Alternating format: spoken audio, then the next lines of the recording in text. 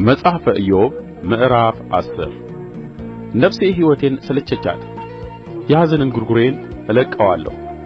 በነፍሴም ምሬት እናገራለሁ፣ እግዚአብሔርን እንዲህ እለዋለሁ፣ አትፍረድብኝ። የምትከራከረኝ ለምን እንደሆነ ንገረኝ። ልታስጨንቅና የእጅህን ሥራ ልትንቅ የኃጥአንንስ ምክር ልታበራ በአንተ ዘንድ መልካም ነውን? በውኑ የሥጋ ዓይን አለህን? ወይስ ሰው እንደሚያይ ታያለህን? ወይስ ክፋቴን ትፈላለግ ዘንድ ኃጢአቴንም ትመረምር ዘንድ ዘመንህ እንደ ሰው ዘመን ነውን? ወይስ ዓመታትህ እንደ ሰው ዓመታት ናቸውን? ከዚህም በላይ በደለኛ እንዳልሆንሁ ከእጅህም የሚያድን እንደሌለ አንተ ታውቃለህ። እጅህ ለወሰችኝ ሠራችኝም። ከዚያም በኋላ ዞረህ ታጠፋኝ ዘንድ ፈለግህ።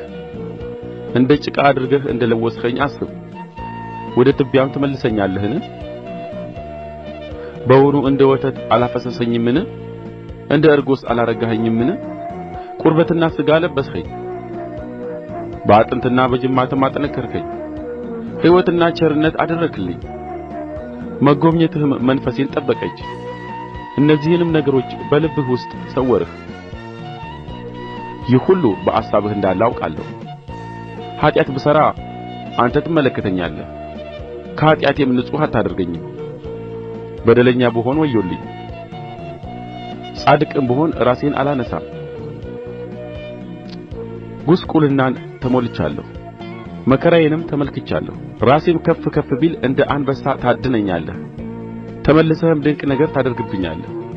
ምስክሮችህን ታድስብኛለህ፣ ቍጣህንም ታበዛብኛለህ። ጭፍራ በጭፍራ ላይ ትጨምርብኛለህ። ስለ ምን ከማኅፀን አወጣኸኝ? ዓይን ሳያየኝ ምነው በሞትሁ? እንዳልነበረ በሆንሁ ከማኅፀንም ወደ መቃብር በወሰዱኝ። የሕይወቴ ዘመን ጥቂት አይደለምን? ወደማልመለስበት ስፍራ ወደ ጨለማና ወደ ሞት ጥላ ምድር፣ እንደ ጨለማም ወደ ጨለመች ሥርዓትም ወደ ሌለባት ወደ ሞት ጥላ ብርሃንዋንም እንደ ጨለማ ወደ ሆነ ምድር ሳልሄድ ጥቂት እጽናና ዘንድ ተወኝ፣ ልቀቀኝም።